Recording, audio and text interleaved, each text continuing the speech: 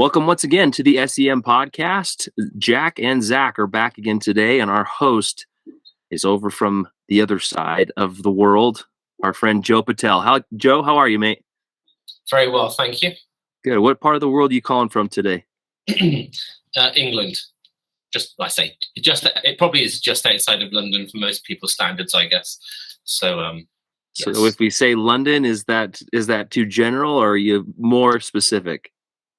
I mean, Bedfordshire is the county. That probably means nothing to most people. But yeah, probably just outside of London. I mean, I hail from Gloucestershire, so I hail from the other side, Okay.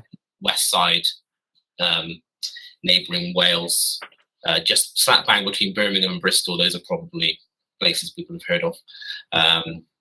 Which is why my accent is more related to that area, I guess.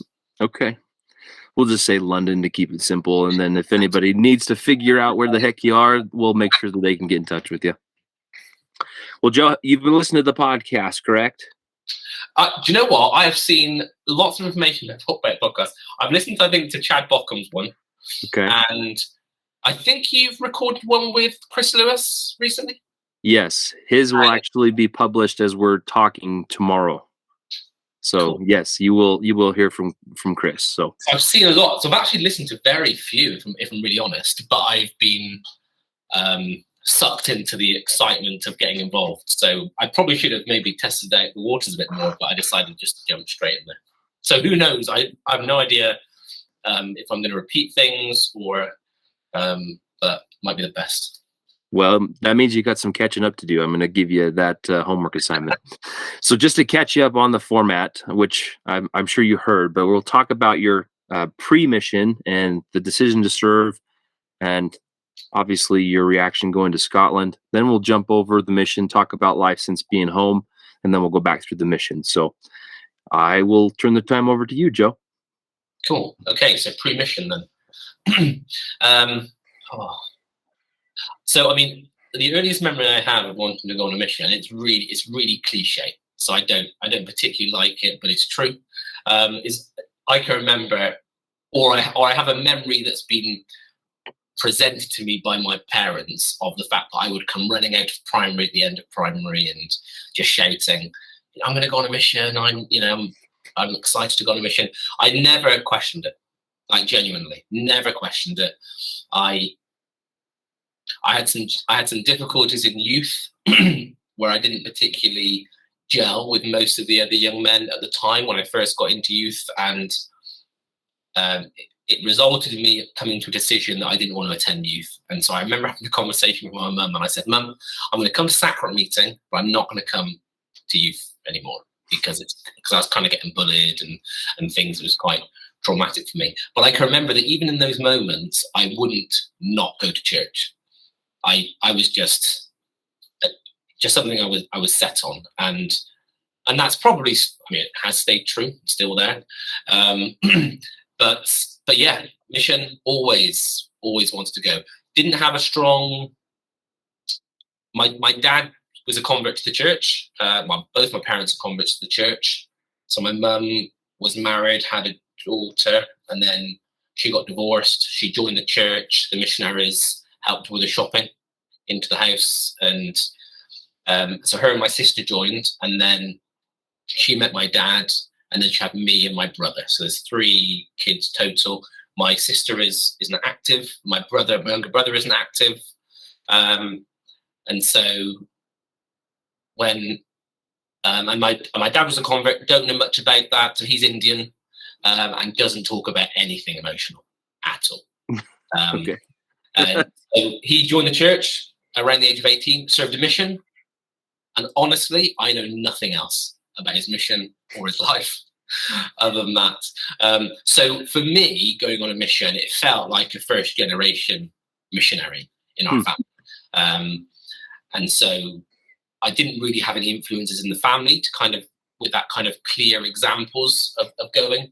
I just always wanted to go. I always looked forward to it. So yeah, and so then right up to going, that was Yeah, pretty uneventful, unless there are any particular questions, I guess, you want to ask. What was your reaction to going to Scotland, being Oh, from yeah. England? Oh, well, actually, so I had a really anticlimactic experience of opening my letter because I was at work and the weather had been torrential. It had been torrential rain, so bad that my mum had got home from being somewhere and she called me and said, "Oh, your letter's here." She goes, "However, it's rained so badly that it was left like outside that it's basically, Oh no. it's just been like the packaging is destroyed. It's open, like." So I just said, "Oh, just tell me what it says." I was like, "I mean, you clearly know. Just tell me what it is." So I was like in the corner in my office, in an open plan office, and she just told me that I was going to Scotland. And I'd always said, I mean, as people always do say, I don't care. I'll go wherever the Lord wants to, send me. And for me, it probably was great, a great mission, because I didn't have the burden of having to learn a language.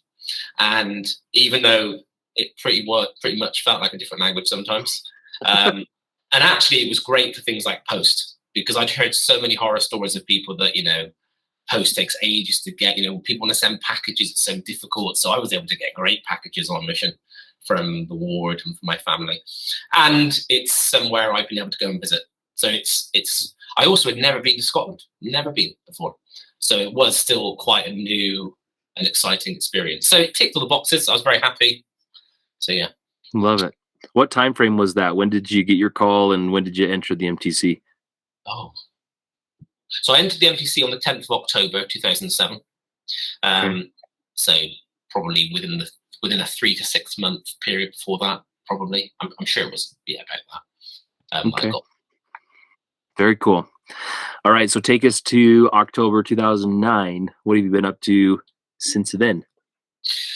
So I kept in touch with my my employer whilst I was on my mission, and so when I came back, when they contacted me a couple of weeks before I finished, and said, "We've got a job for you," and I was like, "Give me 2 weeks, or give me a week at least, so I can get a car and just get a headspace." And then I went straight to work. I stayed in that job for 10 years. Wow. And what were you doing? So I was a billing administrator for an energy company. So nothing glamorous whatsoever. However, somebody's got to do it. It's true. And it was a renewable energy company. It's a vegan company. It's quite cool. I mean, they were vegan before it was hip. So had a lot of really nice vegan food, actually. All the parties, all the stuff were happily vegan. And the town that it was, so Stroud is where I worked, where the office was based. And if you know Stroud, it is it's like a hippie town. Like, it is incredible. Very arty and all this kind of stuff. So I worked there, for 10 years. So across those 10 years, I progressed my way up through the company. Ended up working for our directors and working on like special projects. So I ended up doing things like being involved in installing electric vehicle charging across the UK and launching a mobile phone company. And and then ended up kind of getting into software, kind of more dedicated in software. So I kind of learned business incubation and business management.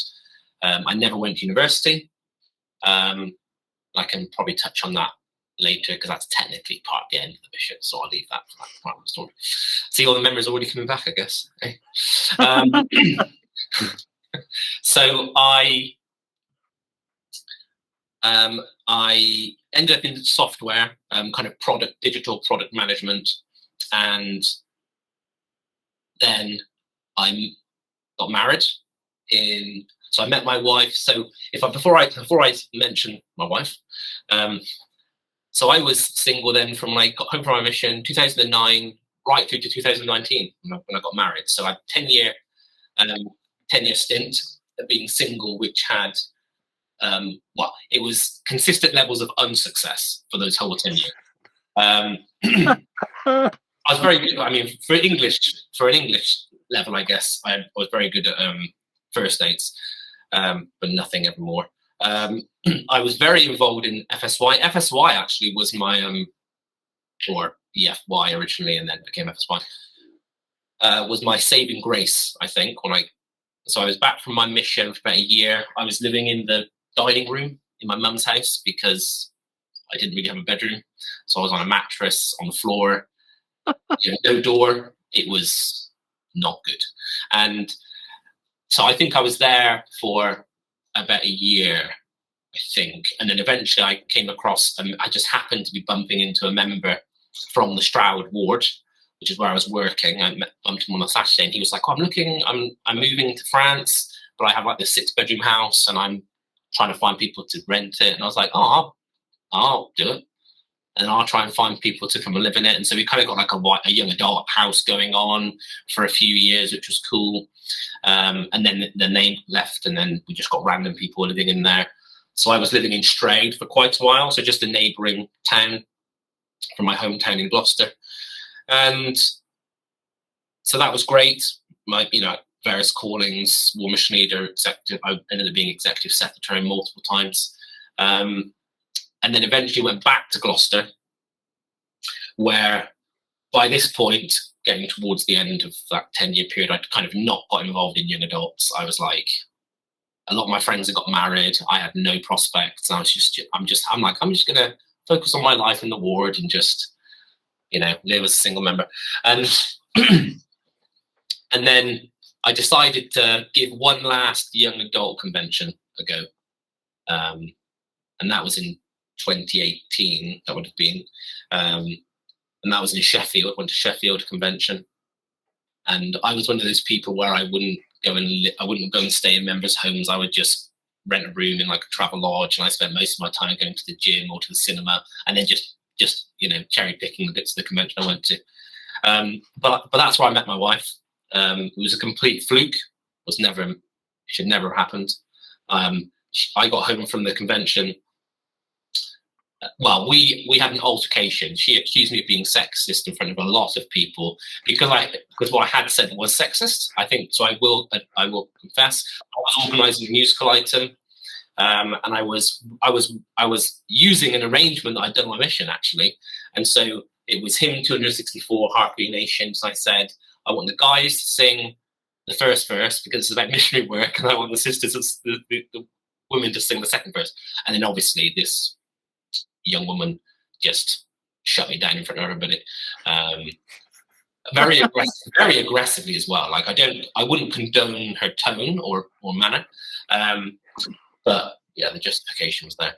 So I was completely, obviously, innocent mistake on my part, so I apologized. However, the following day on the Sunday, she approached me in the corridor and had a conversation with me, and was actually really nice. And so I thought, oh, she's an all right human being, it's okay. Then thought nothing else of it until at work the next day, I had a Facebook friend request from her. And I thought to myself, she must be into me. Like, why would she add me on Facebook if she wasn't into me? So I was like, I'm just going to I'm 30, I'm 31 next, or I'm 29, I'm 30 next year, whatever else, I can't remember. And so I said, I'm just going to message her and ask her on a date. So I did. And she said yes. And I was like, great. Went out for a nice meal. And then when we went for the meal, I was like, right, I'm going to head home now. And she was like, oh, I'm happy to just walk around. Went to Oxford for our date. It was like halfway between us. And we ended up like walking around town to like stupid o'clock at night, to the point where I was worried because I had previously had a car crash. I fell asleep at the wheel, flipped my car, and oh jeez, I was unharmed. Miracle. I was upside down. I had to like let myself out the window, crazy. And I mean, Alda Bocken mentioned I'd crashed a car on my mission. I think I did it twice, to be honest, on my mission. I can't remember. So yeah, doesn't bode well. Can't wait for those stories. Yeah. So anyway, we start dating. Eventually, we have a conversation about our first meeting, and she says, "I only added her on Facebook because that's what I do with everybody. Like, I have no interest in you whatsoever." Oh, so why did you say yes to go on a date with me? She goes, because I have a personal rule that unless people are genuinely weirdos or I feel unsafe, I'll just say yes. And so it was genuinely fluke that we, got together and we got married. So we got married in April 20, in April? No, that's when we moved into our house. We got married in June 2019. And then since then, and then that's when I moved here so Leighton Buzzard is the town that we live in, lovely town. And then we had our first child a year and a day to our wedding anniversary. So it was an awful, well, we didn't have a first wedding anniversary because it was during COVID and my wife had a really complicated pregnancy. So she was in the hospital with baby. I wasn't allowed in. So it was not good, but that's fine. And then we had our second child last year. Yes, because he's 1 at the end of this month. So 30th of March, 2022. And so, we're a family of 4. 2 boys, so my wife's name's Amy, and my eldest, who's nearly 3, is Theo, so he'll be 3 in June, and it's a bundle of fun. And our youngest is Theo. It's Reuben, or Rue. We call him Baby Rue. Baby Rue, that's awesome. So very cool. And that's me. And so, and I was just called as bishop in the end of last year. So that's wow. So blowing the socks off my life right now. Yeah, you're a busy guy. Yes, very much so. Yeah, and I'm still in the same business, kind of business, but I changed jobs as well at the end of last year. So I'm now working completely remotely. So I'm sat in my garden office currently, which is what I use for work. But still doing software product management for a bespoke software development company. So that is probably very up to date. I love it. All right. Well, now we can take ourselves back to October of 2007. You could start at the MTC or at the mission home, but carry on from there. Oh, okay, right. So it was Preston MTC that we went to. We had a really, so from what I can remember, I think we were a slightly shorter group, I think, in the MTC. I think we were only 2 weeks. I think it was usually a little bit longer, maybe 2.5 or 3 weeks. I can't remember. Right. But it was quite a large group of us. And so quite a good portion of us were going. So I think about 15 of us went to Scotland. Really? Wow. In our group. So when we went to Pratt's Hill, it was quite a good group. I think I could be completely wrong. And so so we had so a number of people in our MTC group went to Manchester, went to Dublin, Ireland, and my companion in the MTC was Elder Frederick Peterson, or Peterson. So he was Swedish, so that was cool. Really nice guy. I've not really spoken to him since. I don't think MTC. I'm rubbish, by the way, keeping in touch with people. So I mean, that's another reason I'm doing this actually, because I think it's a great opportunity to kind of connect and reconnect. So I think it's a great thing you guys are doing. And so we had, so actually in our district in the MTC, one of the guys who was also going to Scotland, Elder Hamblin, Braden Hamblin, he ended up being my companion twice on my mission. Very different experiences both times. And I'll be sure to convey these experiences as politically correct as possible. But great. It was a really, really, really good experience in the MTC. Loved it. Always have wondered what it was like in you always hear so many stories at Provo MTC, but Preston MTC was pretty standard, I think, comparatively. So yeah, MTC was great. I think it was President Sorensen was our MTC president, and one of his councillors was President Wigglesworth. Actually, I do remember that because I think we had his grandson serve in our ward in Gloucester. Oh, really? I think I can't remember now. But he was nice. That's probably what I remember. It was a great experience being on site of the temple. That's not really common, I guess, for us here in the UK. So just living like outside doors in the Preston Temple was a nice experience. and then we were shipped off to Scotland. The mission home in Scotland, I mean, I'm sure everybody talks about it. The mission home was amazing. Like, I loved it.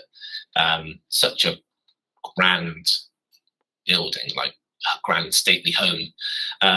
So it was never had the opportunity to kind of serve in the mission home or anything. So I just was there whenever we were there for transfers or various visits. But yeah, I loved it. It was quite an experience. And President and Sister Frederick were my mission president and wife for pretty much the entirety of my mission, except for the last 3 months when it was President Sister Griffiths. And I loved President Sister Frederick. I think they're great. I've managed to be in touch with them a few times since, which has been really good.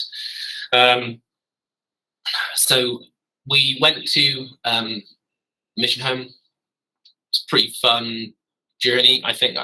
Just on train, but because there was quite a group of us going, it was really nice because we all had kind of good relationship, and we all went up. And then we had, and then we were assigned our companions. I can't think of anything other than the kind of the hike up Pratt's Hill. And I'm not an athletic person. Those kind of things are just not my. I'm more athletic now than I was at the time, but yeah, that Pratt's Hill was a killer for me. So that's being so yeah. So I think having to then enter a mission, we're doing the same thing. I was like, no, I'd rather just stay on my mission. But no, but it was lovely. Like, it was really nice. It was really cool to do something so physical as part of kind of setting the tone of the mission and kind of like that recommitment. I wouldn't say I've actively thought about it, but I mean, I have quite a literal spiritual relationship with God. I'm not a fan of policy, and I'm not a fan of, like all the cultural language that we use in the church. I like to try and get down to the bare bones of, what the Spirit really means and our relationships with God. And so I think having those kind of physical experiences associated to spiritual things have been probably quite integral for my own spiritual development. So yeah, it was great. It was great to go up there. Again, it just bonded us as a group. And then we got our companions in whatever order. But yeah, so I was with other Halfords. So I also have listened to some of the other Halfords, actually. Okay.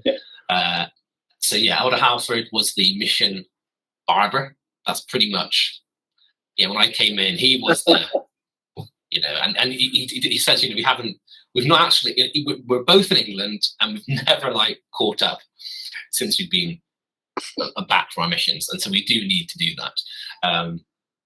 And we have each other on Facebook, so I do see his family and everything they go up to. He also loves his music, and it's great to see that he's still doing like his band, performing in his band and stuff like that.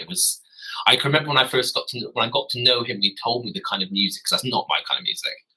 I play the piano, sing in choirs, and so when he told me that, I was very surprised.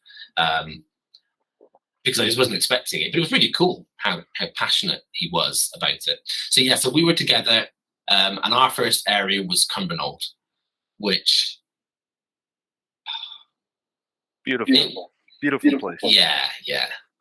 It was the best introduction to Scotland I could have asked for. It's a good thing I have Pratt's Hill, to be honest, because if I started with Cumbernauld, it would be a very different experience. So people told me that Cumbernauld, I think, had very recently at the time, and maybe has continued to win, like the ugliest town in the UK award or something, and it's just awful.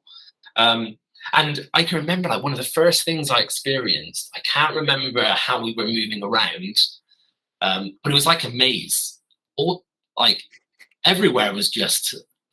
I don't even really have memories. I just have memories of walking around all these like alleyways, and late at night. Honestly, some of the things you do as a missionary blows my mind. I would never tell people to do. some of the stuff we did. And I can remember one time we either came across or we saw from a distance, I don't remember, but literally we just found or saw somebody that had just been completely beaten up into a pulp. Like, and it was somebody who was like, I think they had Down syndrome. So obviously it was like, Oh, jeez. and I'm just like, so as a young missionary, fresh in the field, I was a little bit apprehensive, and I'm quite risk averse as a person. So it was October. Oh, well, no, so it would have been coming in, so probably early November, mostly beginning of November, very end of October, that we arrived in Cumbernauld. So it was dark and dingy and wet. And, I can remember knocking doors. That was probably the only area where we probably knocked a lot of doors, I would say, because we had a rule where it was like you should never knock doors. If you had finding in your planet, you are a bad missionary, and so you'd have to have like appointments with everybody, and your backup appointments had to be appointments, otherwise you got like severely rebuked. Because it was the hammer time period, I'm sure. That's what we discussed. Oh, actually, that reminds me about something else. Yeah. So Cumbernauld. So just quickly, if I just put a pin in that, just going back to mission home. So I'm very risk averse. I'm also pretty chill. I think it takes a lot for me to get shocked, or I kind of process it, and then probably the trauma manifests itself years later, I expect. So we went to the mission home, and I met the mission president, and then the assistants to the president would put us all in. And that was the hammer time talk, where they would sit us down, they would say, so this is hammer time, and basically we will hammer you if you do anything you shouldn't be doing. And I'm there going, is this literal? I'm like, I don't even know.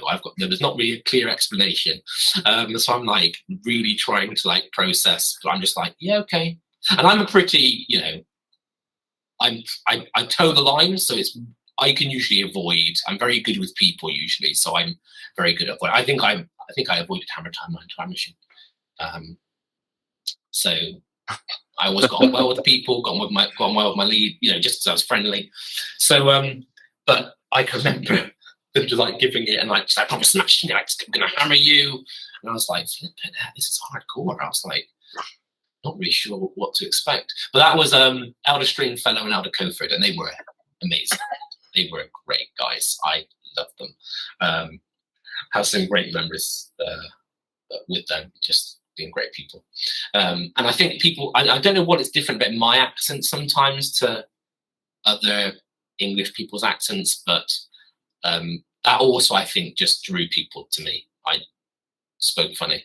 I can remember one time, Elder Johnson, who became an assistant to the president, he might be an AP at the time, he was on exchanges, his Leighton Mission, and he sat me down and he said, can you please just read the first vision? Like, can you please just recite the first vision for me? I just want to record you. And he was just so obsessed. He just wanted me to, and I was like, yeah, fine, sure.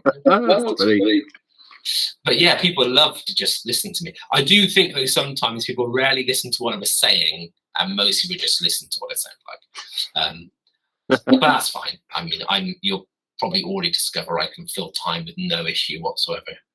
It's a bit of a rambler. So anyway, yeah, that was a slight tangent there. But yeah, so Cumbernauld, me and Elder Halford.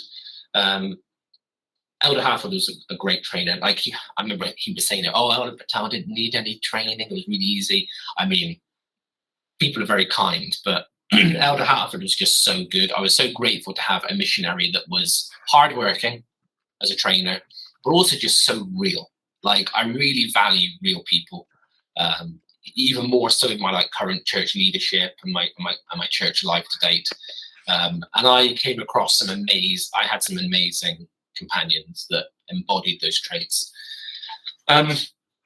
So probably my crowning memory from Cumbernauld was, I can remember us knocking doors it was just torrential rain, and we were just soaked through. Like it was that classic, those are the stereotype things you probably think about on your mission, especially in England or Scotland.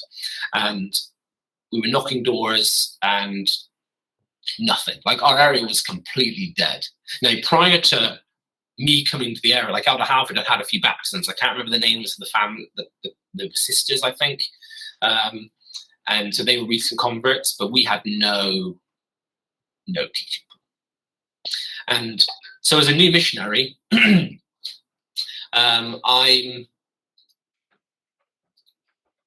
I'm making everything about me.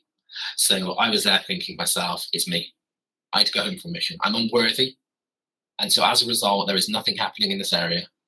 And so I need to call the mission president and tell him, it's clearly a sin I've not repented of, and I need to go home, because otherwise the Lord's work will not move forward.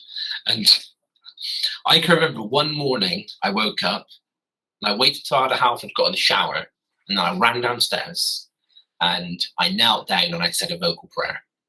And I basically prayed, I said, Heavenly Father, I was like, just tell me. If you want me to call President Frederick right now, I will call him and I will go home from mission. And it's probably one of the only clear rebukes I've ever received from the Lord, really distinct. And it's been an incredible learning experience for me. But in that moment, it was as if I heard the words to the effect of, I have already given you witnesses of your worthiness, your forgiveness of anything prior to your mission. Why are you so ungrateful that every time something comes up, you need me to remind you? And wow, that has taught me and to learn that right at the beginning of my mission, I think I had something, when it happened, I thought to myself, I clearly need to know this now, maybe for the future. And in hindsight, and not just my mission, but my life, I've come to really appreciate some things around the principles of gratitude and our relationship with repentance, I think, and worthiness, and again, how some of that has been very harmful. I think that can be very harmful. So that was an incredible experience. I don't think I didn't tell Elder Halford anything about that. I don't think he had a clue that I'd had this experience or was internalizing all this blame. And then after that, we found someone. And we found someone who got baptized. And it was, again, can't remember their name. I think they got baptized after I left the area. So the way it worked basically is I was in the area for 6 weeks with Elder Halford. Then Elder Halford was the district leader, I believe. And then Elder Halford became his own leader, was assigned as his own leader. And I got Elder Buckley as a district. That's right. I got Elder Buckley, and he was the district leader. And it was his first time being district leader, pretty sure. However, within 2 weeks, so I can't remember if we were there for the baptism or if the baptism was going to happen. Basically, I got moved out of the area. So I got a phone call from President Frederick. So again, I'm on a mission in the field, 8 weeks. I think it was less than 2 weeks of the second transfer. And I got a call saying, you need to be emergency transferred. And I didn't even know what an emergency transfer was. And so I was like, if I did something wrong, I was like, I don't understand. And President Frederick was something I really loved about President Frederick, with hindsight, is that he was one of these generational leaders that I understood the value of not telling you everything. And so he would give you the information, but he didn't mollycoddle us. He didn't want to just kind of reassure us. I think he really allowed space for growth, which was quite uncomfortable at times. And so, yeah, I was like, I'm being moved to Kilmarnock. And I was like, okay, great. It's slightly better than Cumbernauld when it comes to type of areas, I guess, that you can be in. But great ward, amazing ward in Kilmarnock, but the area was too rough. Somebody it was only a butter knife at me, but somebody threw a butter knife at me at one point whilst I was there. So anyway, so I get moved in, to Kilmarnock, and my companion is then elder nettleship. Yeah. And I've hardly spoken to elder nettleship actually since I've been home, but I know his brother better. So because through my experience in FSY, I've had a lot of experience with John Nettleship. But yeah, so Bobby Nettleship. And so I get you moved into the area with Bobby, and I wouldn't say that we necessarily really bonded very well. And he then moved on at the end of the next transfer. So we were together for about 4 weeks. So Kilmarnock ward was great. Loved Kilmarnock ward. There were another pair of missionaries in the ward, one of which was somebody from my MTC group, Elder Chatland. I don't know if you've had Elder Chatland on. Not yet. Oh no, you need to get Elder Chatland on. I will do my utmost to make sure he gets on. And he is a military man through and through, Elder Chatland, like such a good guy. I love him. So he was in Kilmarnock with his trainer. So he was still with his trainer, Elder Noble, I think it was. What's his trainer? So our district was 2 in Kilmarnock and then 1 in Beef, I think it was. And at the time, Elder Bat was in Beef. And I should know. Oh, well, I know Elder Bat because Elder Bat was in my home ward actually. So he was in my old home stake. Wow. And then he was just in Gloucester ward. So we've been around each other a bit. Same with Elder Lewis. Chris Lewis was in my home ward. There's a lot of people. I've got a long generation of people that have gone to the S.E.M. historically as well from growing up. So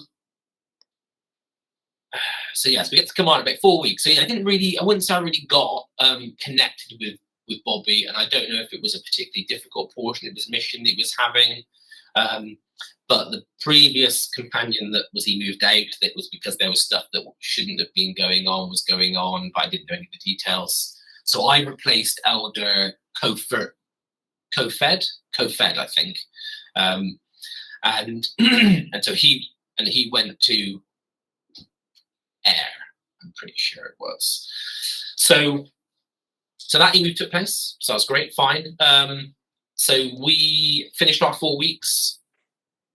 Got in, connected to the ward. They had an amazing bishop in the ward who was on assignment from Johnston ward, which at the time was still a functioning ward, but then closed down. Amazing building, couldn't believe it, but they just got down, sold, classic.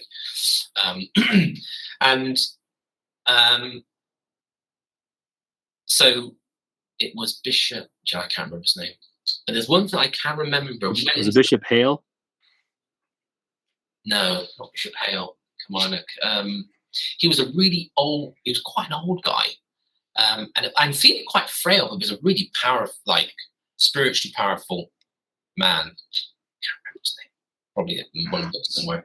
But I can remember being in. I don't know if it was a ward council or something, and they used the abbreviation STP, and I was like, "What is STP?"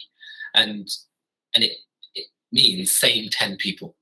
And it was talking about how in the ward you get the same 10 people that will always do, and it's a principle I've seen repeat. I mean, we've managed to see more than 10 people doing things, which is good over time. But it was a really interesting attitude and perspective people had. But yeah, lovely ward, really good. We lived right close to the chapel, in this horrific flat that you'd go down this alleyway where there was just covered in pigeon poo. Because pigeons were just nesting across the whole thing. It was pretty rough. And we had this crazy neighbor, really nice guy.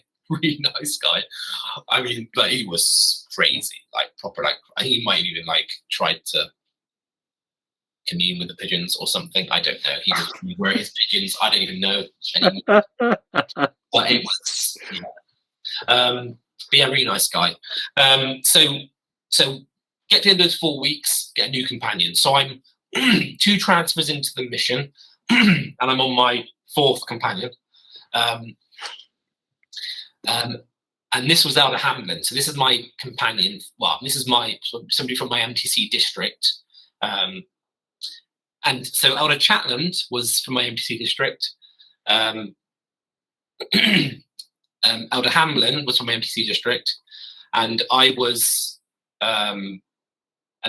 assigned as the district leader. So it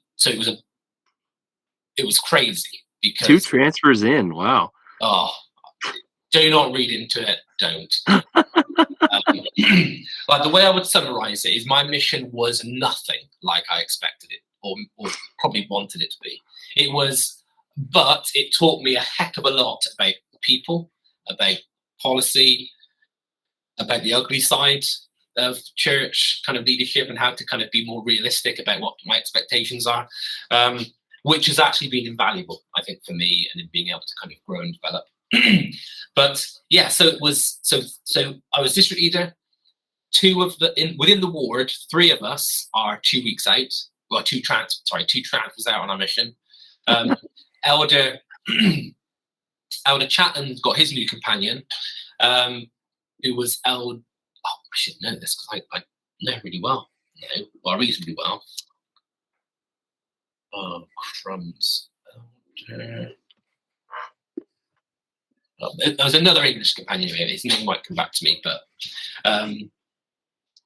and then I can't remember who was in Beef at the time. So we had we got on so well, everybody within Kilmarnock, the 4 of us. And one Sunday we were was it? So Elder Hamlin and I, we worked so hard. Like we just tore up, people say they tear up the area. We because we had nothing going on, and we just worked so hard. I mean, I can remember one time we were just walking down the road. I don't even know why this is going from my mind, but it was one of the things I hated about Scotland was there was dog crap everywhere, like literally everywhere, and it's so true. Honestly, and coming from England, I'm like, this. Like, obviously you see dog poop around, but I mean, it's just everywhere. And so I can remember one time we were just like tearing up, going from one place to the other, and I properly just squarely stood straight in this massive pile of dog poop, and which was just right. It was really rainy though again, so it made it easier to get out of my shoes. But completely not relevant to anything, but it came to my mind. So but nothing really got us down. We just loved it. We found this couple with this father and this son, and they were great. Whether they were, we right before their baptism, I suspected that the dad had smoked or was smoking again. But I as appropriately as possible tried to encourage him to kind of let us know if that was the case. He chose not to, so they still got baptized, but then I don't think they even turned up for their confirmation. Well, they turned up for their confirmation and then never came back, which was a real shame because they were a really nice father and son, and nevertheless it was a really great experience for us to still be able to kind of teach and really get a kind of a teaching pool going. And then one Sunday, and it was within that same transfer. Yeah, because we weren't even together for a whole transfer. Right at the end of church, I decided to just call an impromptu meeting for the elders within the Kilmarnock ward. And we just hung around after church, had a meeting, talking about what we're going to do that week and how we can kind of move things forward with the ward. And I hadn't really thought much of it or why we had done it. And then we went off, and Elder Hamlin and I went off and visited this elderly sister down the road. I think it's Sister Hamilton. Margaret Hamilton, maybe. One of those sisters who just always gives the missionaries lots of food and is just really nice.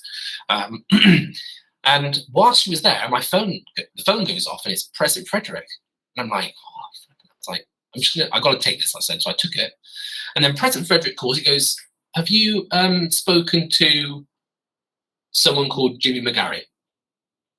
And I was like, yeah, he's a less active member. And so the context is Jimmy McGarry was a missionary in my home ward. So I can remember him. The members weren't necessarily positive. Like, he was the kind of missionary who went around and he would shake your hands and he would try and like crush your knuckles every time. And so it was like a real, it was a bit of a weird thing. But yeah, I can remember him as a missionary. And so he was less active. And his sister and her husband, the Durhams, were in the Kilmarnock ward. And so I don't know, I think when I gave my testimony when I first came into the ward, I'd mentioned where I was from. And so she twigged. And so she said, oh, can you give him a call? Reach out to him. He probably would like to hear from you. I said, yeah, sure. So so I said, so I had spoken to him and I called him previously and I'd said, oh, I'm not calling to try and get back to church. I'm just calling just to connect, just to say hi. If you do ever want to see us or anything, we'd love to catch up, even if it's just socially, really chill, because he'd like been in and out of prison and various things had happened to him. It was kind of sad, drugs. I think he'd been abusive to his partners and stuff like that. So it was a shame. Probably shouldn't share private stuff like that on. Anyway, too late.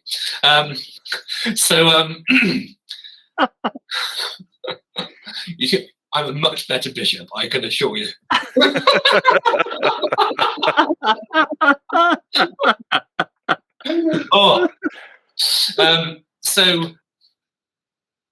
I'd had this conversation, absolutely fine. So on the phone to President Frederick, and he says, have you spoken to him? It's like, yeah, I've had a conversation with him. He goes, okay. So he's called me, and he's been really upset, and been quite aggressive. I was like, okay. He goes, so I want you to call him back. And I'm like, really? I was like, you sure? He goes, yeah, that's fine. If you feel uncomfortable at any point, just come to the mission home. So I was like, this is weird. I was like, it's a bit of a weird instruction. I was like, it's gone from like just, call the person who's being aggressive, and then if anything goes bad, run away. So I was like, we need to go back to I was like, Elder Hamlin, let's go back to the flat, I said, because that was a weird phone call. So we went back to the flat and we started chatting, and I'm sure it all went off. Oh, no. So we then called him. Oh, man. So I called him, he answered, and straight away, he was like really, really apologetic. And I said, it's fine, Jimmy. I said, it's fine. Just tell him what's going on. He goes, I'm so sorry, but I'm just so angry. And I was like, okay. I was like, and he was like, clearly not completely all there. And so I was very worried at one point. At that point, I was like, okay. I said, okay, that's no problem. I said, I kind of just ended the call. Like, just kind of tried to get the call to an end and then ended it. And I was like, Elder Hamlin, this is what's happened. I was like, considering President Frederick's instruction, I've tried to call him. He's clearly quite upset about something and quite aggressive. I was like, also, I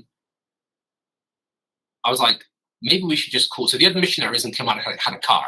So we were like, let's just call them to come and pick us up and take them to their flat, because I was then worried, because our flat was so close to the chapel, that people will know where our flat was. It would have been common knowledge. So I was like, let's just go somewhere else. And the moment I hung up, I had this Jimmy McGarry kept on calling and calling and calling. I think I ended up with something like 72 missed calls or something. Oh my God. So I was like, this is weird, and this is not normal behavior. I've got no experience of this. So then we went to Elder Chatlin's flat, and we looked up the train times to go to the mission home. And so we agreed that they would just drop us off at the station, and then that's what we would call it. We would call it quits there. I'm trying to think now. I'm trying to think if actually the person that Elder Chatland had as a companion was Elder.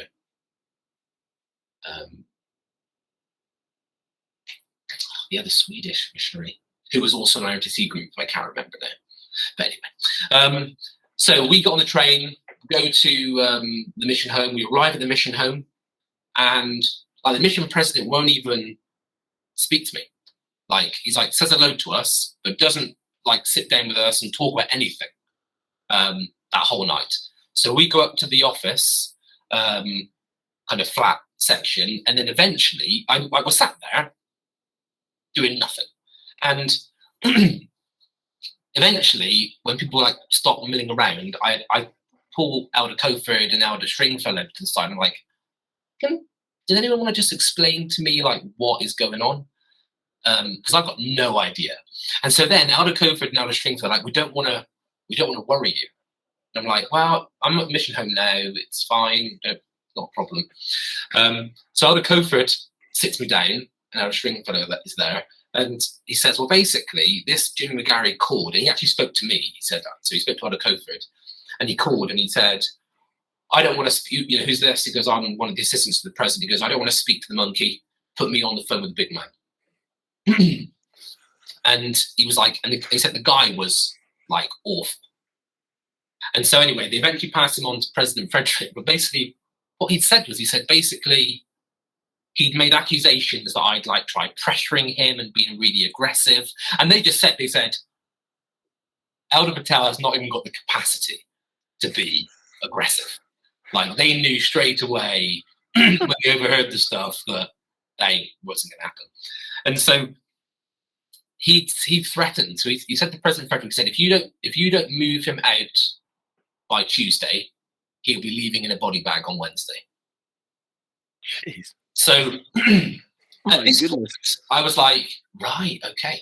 And then the mission president asked me to speak to him again on the phone. What was interesting, though, I was talking to Elder Hamlin that evening. I said, it's funny because I don't know if this would have happened or not. It probably didn't. But when we got the prompting to just have this meeting after church, for all we know, there could have been people out, around, because they knew when church finished, with him being a member, there could have been people out in the street or something waiting around for us to leave. But because we stayed behind, had this impromptu meeting and changed our schedule, we may have avoided something. I don't know. It's just speculation. But anyway, so that night we stayed at the mission home. I remember Sister Frederick. I love Sister Frederick so much. The thing I remember most about Sister Frederick is she would always talk about cleanliness is next to godliness. That was her message. In most zone conferences, she would reiterate that. But we were sat up in the office, and my phone rings, and it's Sister Frederick, and I was like, it's really weird. And so I answer it. She goes, Elder Patel. She goes, have you had any dinner? I was like, no. She goes, well, just come down to the kitchen. She goes, don't tell anyone else. Obviously, bring a companion, but don't tell anyone else, and I'll just make you some food. And I was like, okay. And it was just such a lovely expression of kind of kindness and consideration. So we slept in the mission home. I met with President Frederick the next morning. And we just talked through the process. He just says he didn't think that anything would have actually happened, but he did say, I'm not going to risk it. So we're not going to put you back in Kilmarnock. Instead, they moved me to Ayr, to the Prestwick area of Ayr.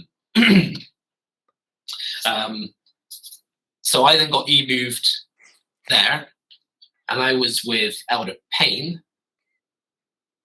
So I'm just racking up companions now at this point in my mission. I have got this. I was going to grab it from upstairs somewhere, but to make sure I can even find it.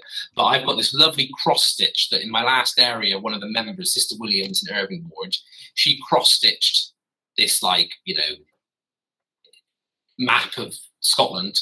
It's got all my areas marked on it, and it's got a list of all my companions in order, and the areas that we've served, which is, it's probably one of my most prized possessions. I've had it really nicely framed. It's a lovely reminder of my mission and a way of just seeing all the names of the people Cool. I've served with. But yeah, so I'm with Elder Payne, and I think it was Elder Jordan Payne, and he was a relative, so he was slightly younger than me. So I moved into the Prestwick area, and I still am assigned as the district leader. And they swapped me with his, I can't remember though who his companion was and who Elder Hamlin ended up being with. But I was gutted. I was gutted to leave, because it was like, I could have happily served there for months with those guys around us and everything, and it was just ripped apart. The irony is that my area in Ayr that we were in ended up passing through where this Jim and McGarry lived. So I can remember going on the bus, and we would go through his town. Like, I was just like, what on earth? But so they didn't get rid of me that far from the danger. So anyway, so that was Kilmarnock. So then we get to Ayr. So without a pain, again, just for couple of weeks probably, before we now finish third transfer. And then I train. So then I go and train my first trainee. So it's just non-stop barrel laughs on the mission. Ayr was great though. Bishop Gilardi was bishop at the time, with his, you know, his bakery stores all over the place. And at least at the point that we were on a mission, you could literally walk into the bakery store and just demand anything, and you'd get it. Sometimes there'd be some members of staff that would like you less than, you know, they didn't really appreciate it, but Bishop Gilardi would have it no other way. So we would just go in there and be like, oh, I'd just like this, please, and just get it for free. And it was just very, very unhealthy, but it was great. And then also every fast Sunday, it probably shouldn't have been every fast Sunday, but one Sunday every month, at the end of church, he would just bring in this like truckload of desserts from his bakery for the whole ward. He would just give the whole ward baked food. So it was like a munch and mingle, I guess, but it was great. Absolutely fantastic. There were some excellent families there. So I was without a pain. Elder Payne, I think, had some challenges, and unfortunately he went home early from his mission, I think within the next transfer, and just had some stuff that was unresolved.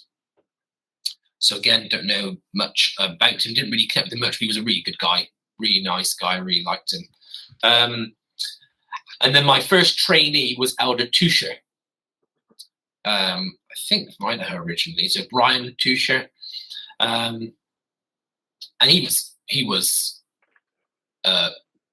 easy as pie to train. I mean, really, really good, very down the line, just really wanted to work hard.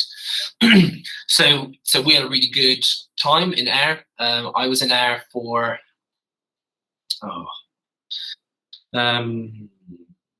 so there were two sets of missionaries in Ayr. And then, I can't remember what the districts were, but our area also covered Stranraer. So once a week we went down for youth in Stranraer, or every other week, I think it probably was. So there wasn't really much presence there, even though there's more presence now when I've spoken to other people.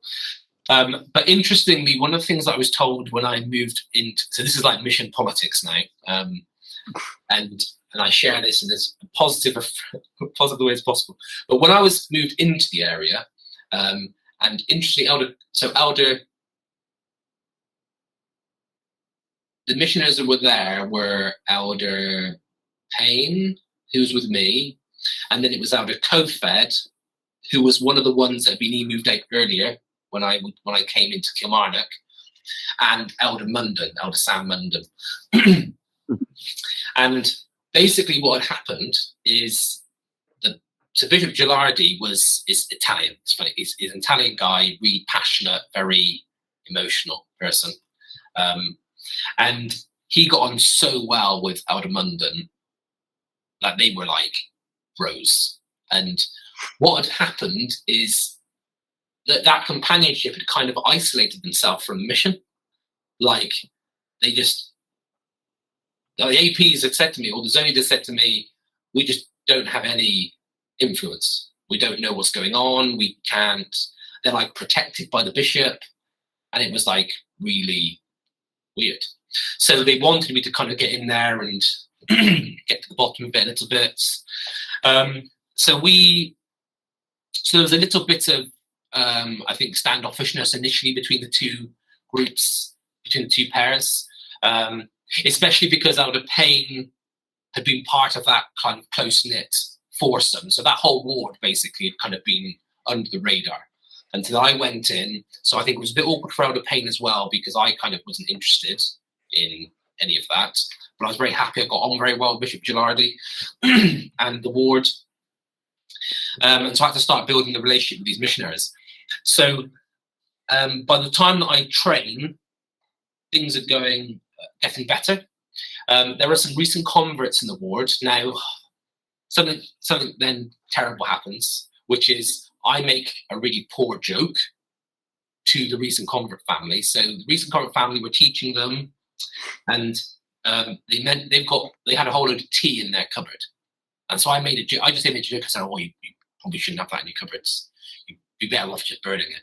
And then we like clarified it's a joke. Can we just, completely lighthearted, nothing wrong with it. And like Alatusha was like, yeah, it's like nothing wrong. Anyway, they went and complained to the bishop. And this, at the time, Elder Holland is visiting the mission. So we've gone off for this like tri-zone conference. They'd split the zones up. So we travelled over to Edinburgh, I think it was, I can't remember, to see Elder Holland. Excellent zone conference. The class, he would just spit. He just would spit. How passionate he was. I can remember some of the people that were just in the splash zone permanently when he was talking, and he would just walk around the room. And I can remember at one point I was sat on the end of the aisle, and he came up just talking, and all of a sudden he just grabs me by the shoulder and it's just like leaning on me whilst he's talking to all these missionaries, and I'm just there going, in this I'll never wash my shoulder ever again, but and so great, really spiritual experience. I love listening to Elder Holland. Not everyone's cup of tea or not tea, but it was great. Then I get a phone call from Bishop Gilardi. He was like, Elder Patel, are you able to come to my house? And I'm like, well, yeah, we're all traveling back. I said he goes, yeah, I want you all to come. Or we all went anyway. So we went to his house. We all sat down. And he then proceeds to rip me a new one in front of all the missionaries and completely disgrace me, publicly in front of the elders, including the other pair who we were trying to kind of build a relationship with, and all this we've kind of been working with. And all because these recent converts had come to him with this stuff. They never took any time to hear what I had to say. And it was devastating, and it really really messed me up a little bit.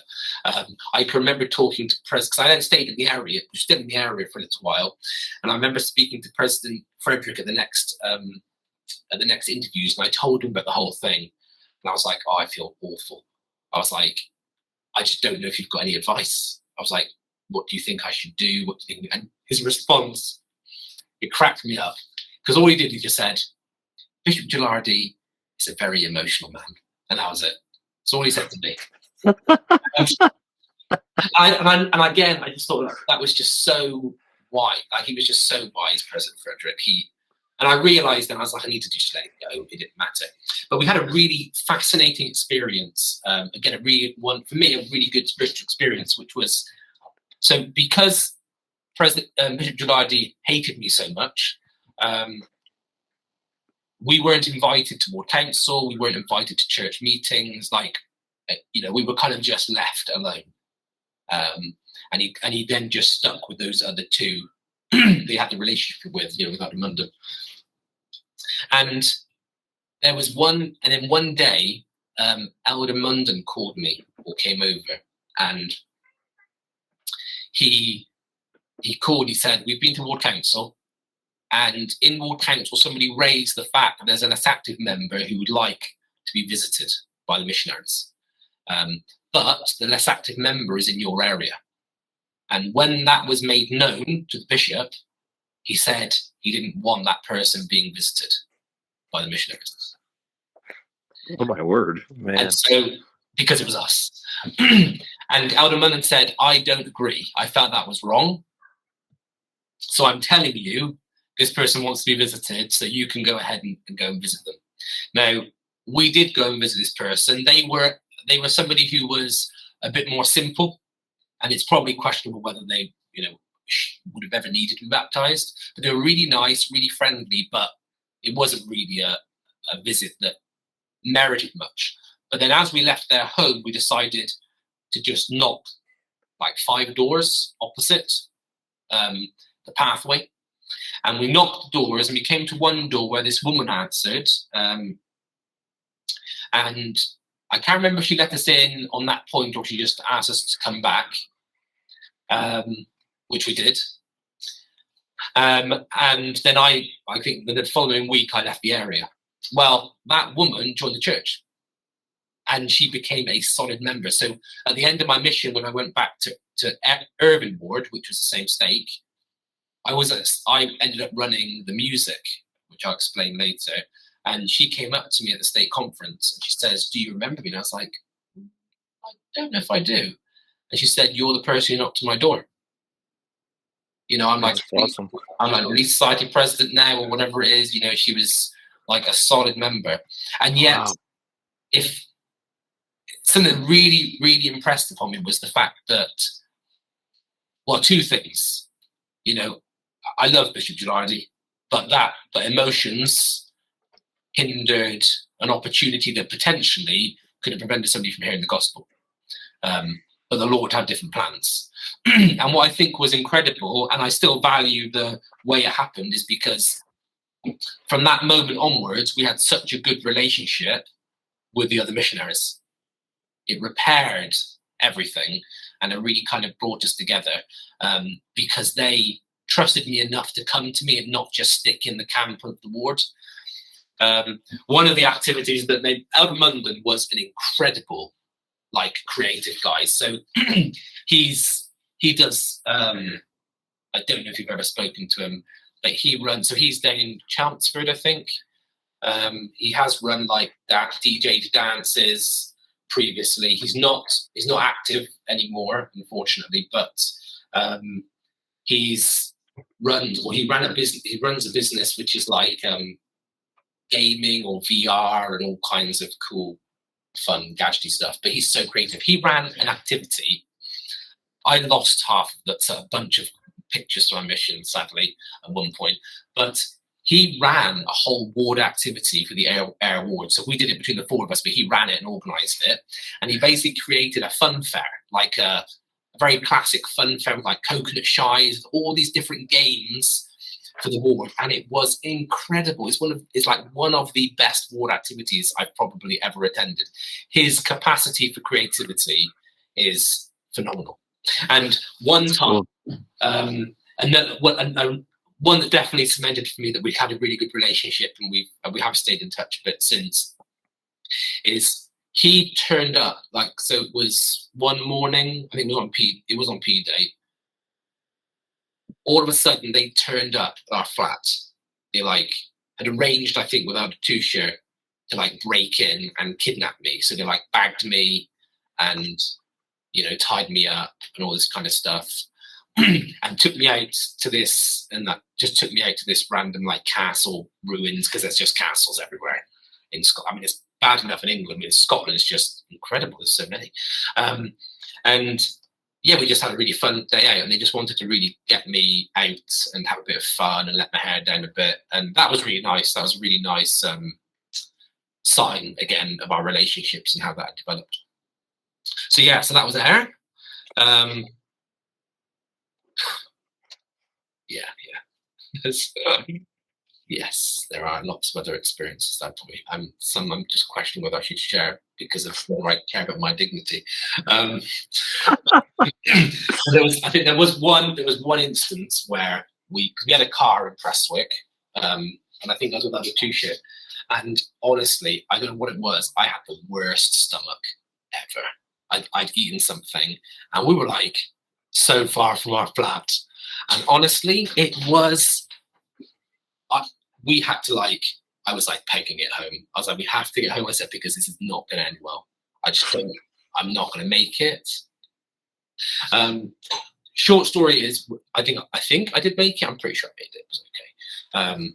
But I can remember being stop signs. I was everything was clenched. I was just so tense. I feel so sorry for on a two-shirt. I think that's me. But it was so horrific because you just have that panic. I'm just like, oh my gosh, what's going on? So yeah, that was another very normal experience on the mission. So that was there. Trying to think, there were some cool members in there. The Sharkies, I don't know. So George Sharkey, oh my gosh, he's such the just nice old granddad. I think he was on the bishopric at the time. And then I can remember when I found out that he used to be SAS or whatever, and used to properly go in and just kill people and and take people out and stuff. It was because he just let it drop. He was like, oh yeah, I had to get first presidency permission to join the church. And I was like, oh yeah. He was like, yeah, just because I kill people. And I'm like, right. So yeah, so he was a really fascinating individual. Love that they really. Yeah, love him, Ward. So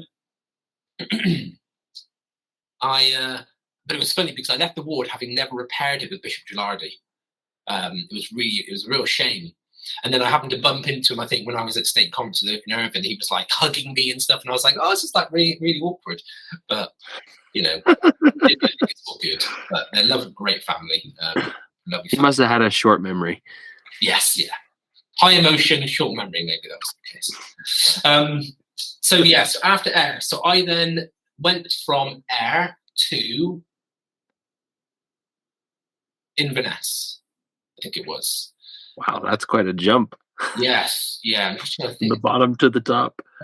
Yes, yeah. I went from Ayr to Inverness, and I was the district leader companion to Elder Lee, who was also from my MTC group. Oh, wow. And Elder Lee is great. I've heard from Elder Lee a few times since. So it was his first time being district leader. And Inverness, for us at the time, we were the furthest missionaries north. So they had nobody in the islands. And our district was us, and then a random senior couple in one of the wards in between Aberdeen and Inverness. Elgin? No, it wasn't Elgin. It was, I feel like it began with an H. But yeah. I don't know. It was really interesting, actually, because on a side note, a good friend of mine now, who I used to play loads of board games with in my old ward, Gloucester ward, he was branch president in Elgin, and it must have just overlapped with when I was in Inverness when I've talked with him. But his name's Mark Hathaway, so the Hathaways were obviously in Elgin, but I don't know. We didn't do much in Elgin at the time, so he may or may not have been there. But it was really cool to know such a small world. But I'm sure some people on these podcasts will probably know who he is. So, so we're in Inverness. So we're together for a transfers. It was a interesting ward. So there was the ward mission leader there at the time. Oh, I can't remember his name. But he would be drunk all the time. Bert? Yes, Bert. Yes. And would just call up all the members, and like, yeah, have a go at them throughout the week, and then pass the sacrament on a Sunday, and it was weird. And yeah, it was a really weird ward in that sense. But Bert was also a great soul. Loved the missionary a lot. Would always try and get us to get into bed with him. But I mean, a couple of times we had to put him to bed, you know, because he was in such a bad way. But I was there for his funeral. When I went later on, I served in Aberdeen, and so I had the opportunity of being there for his funeral, which was nice to be there for. But it's a shame that he passed. Yeah, so we were there for transfers. Not much to report. And then Elder Lee moved on, and I trained my second time. So I trained Elder Wayne, Brandon Wayne. And so he was from Missouri, and he was a bit more interesting to train. You know, he had a few things that he wasn't particularly keen to do, but he was a really nice guy, and we got on really well. We were a little bit contentious at times. Like we would argue about a few things, which resulted in one point, which is an experience I never used to share a lot, but I shared it a few times, but I'll just share it in short summary here. But basically, we had one morning, we had quite a bit of contention. We left the flat, and it was one of these, again, I've never noticed it in Scotland, don't notice it in England, but all the houses are like, they're a normal house, but then they're flats. So you'd have like one access from the side and one access from the front. It was weird. So we were on the top of like what looked like a normal house, but these other people lived below us. They were nice enough. So we left, and we were out all day. We didn't come home for lunch. We had lunch out, and when we got back really late, and we parked up. We'd gone via Burger King when we came, and it was funny because it's like we were trying to do everything we could to not come back to the flat. So we came back, and I was driving, so I parked up. He got out, and I don't know why, but I just felt like dawdling. I just didn't really want to go in.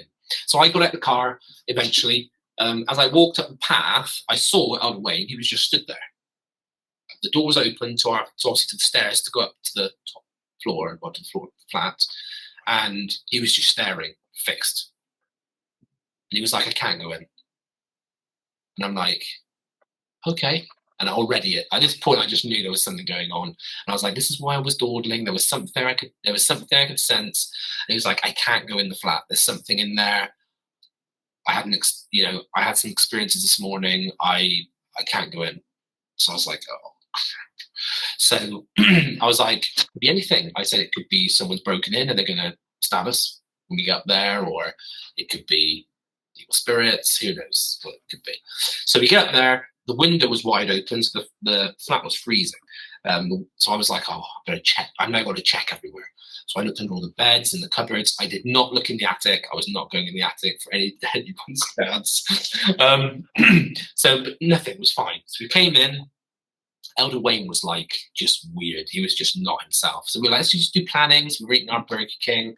So we did our planning for like half an hour, and Elder Wayne has just been like non-functional for the whole time.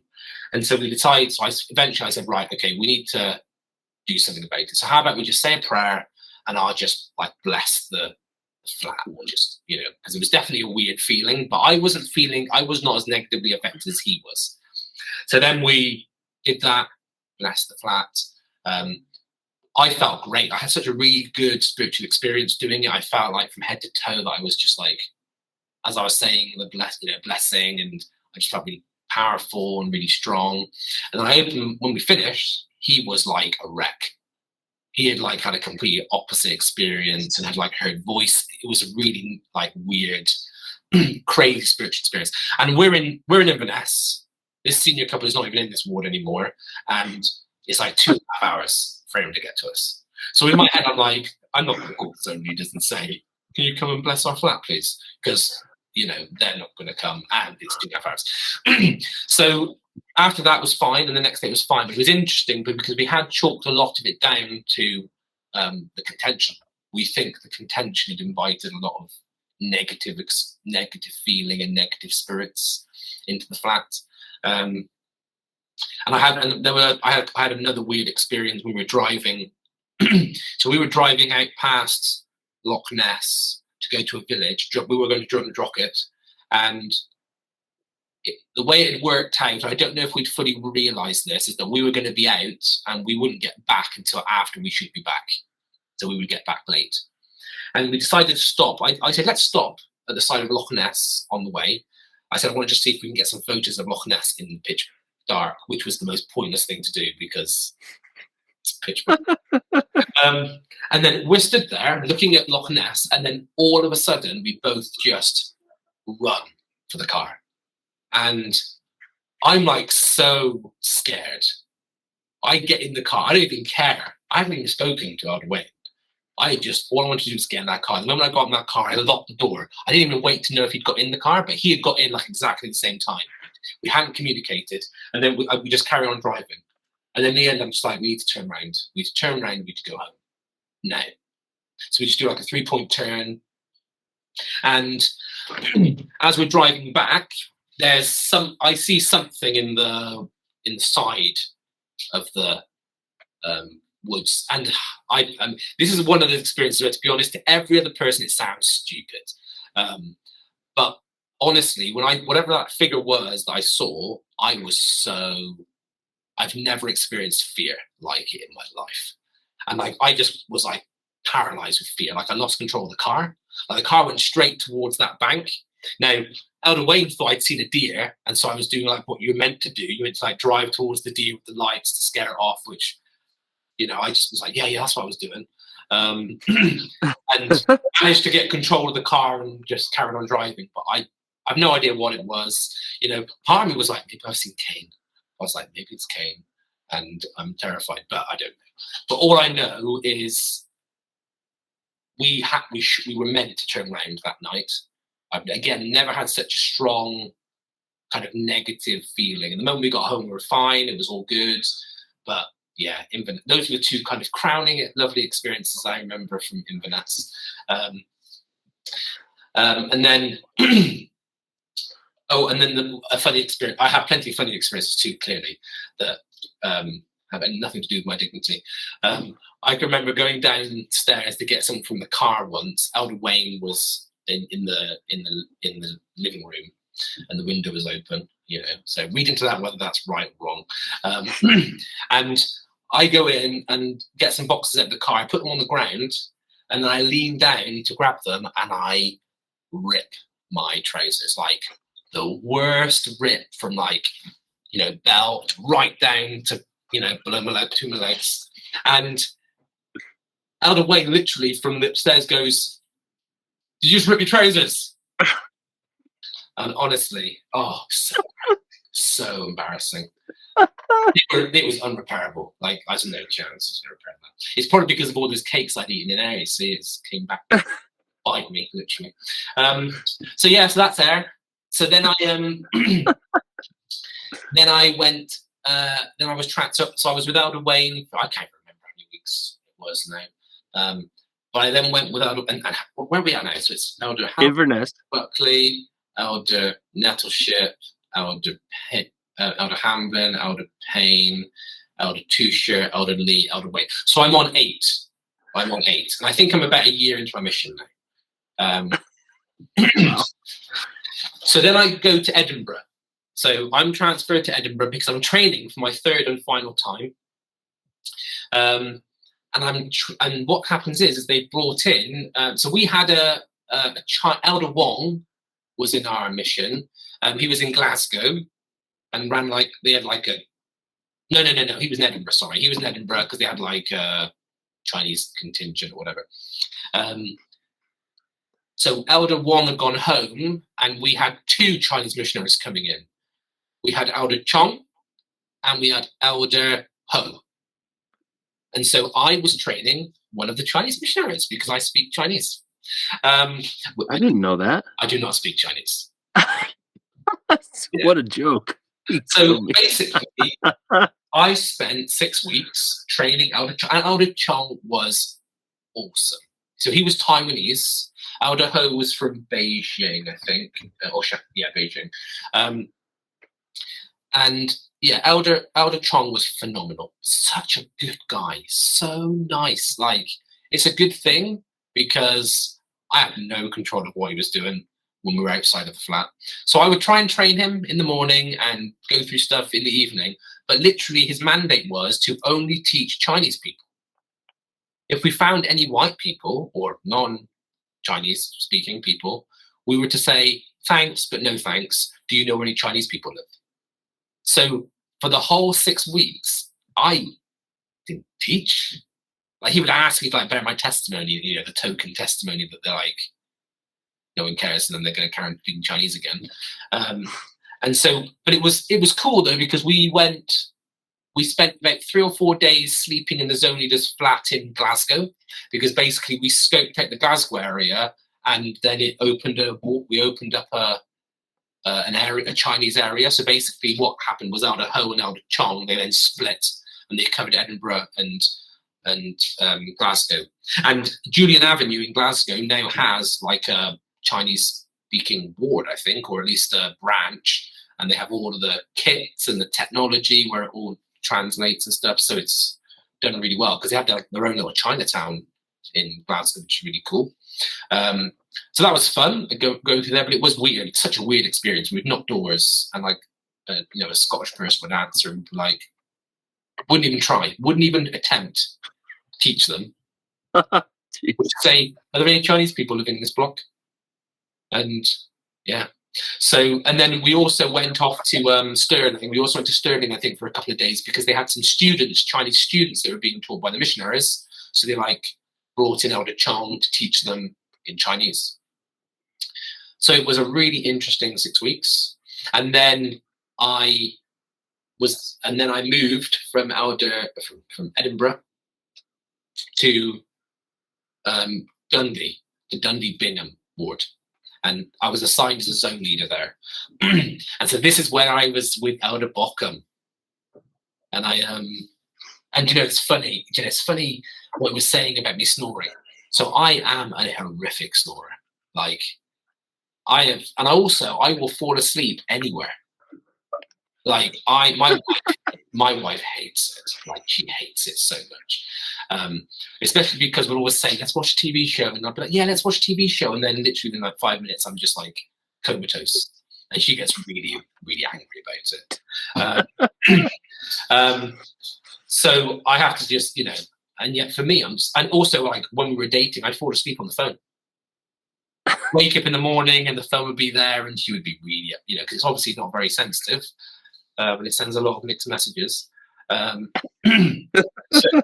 Elder Bockham was saying about hitting me with the pillow. Genuinely, I have no memories of that. And that many people have done that kind of thing to me over the years. And I've got no recollection because I'm such a deep sleeper. So it's been crazy. I mean, it's been great when we've had kids. Like, honestly, I do the early morning. I get up early in the morning with them when they wake up because I cannot do anything in the night. It's rare for me to ever wake up. So yeah, my wife got a short straw there. So yes, I'm with Elder Bockham. Elder Bockham was awesome. I just loved Elder Bockham. Such a good missionary. Just so positive. It was funny listening to him talking about the experience when we still on the ice and I completely nailed the axle of the car. It wasn't even that. Yeah, it wasn't even that bad. And it was awful when we left it. We left it there, and it's true. And then we came back, and then literally it just been it was a punching bag for all the other cars that would just keep doing the same thing we did and just keep repeatedly hitting our car. Oh, very bad. And I think actually that was probably the second. I think I did crash the car on the way to Stranraer, possibly once. I think maybe, I can't remember. It wasn't bad though. That was the worst one I did was when it was in it was Dundee on those cobblestones. Yeah, it was sheet ice. But yeah, so yeah, it was great with Elder Bockham. So we were together just for a transfer, I think it was, and then I stayed on, and I got Elder Paul Burnett, and we got on so well. I really felt like we were really good friends. He says, and then there's never really spoken to Matt from Mission, like, although we did message the other week actually. And when I have been to America, I have seen it, but I've not been a lot for a while now.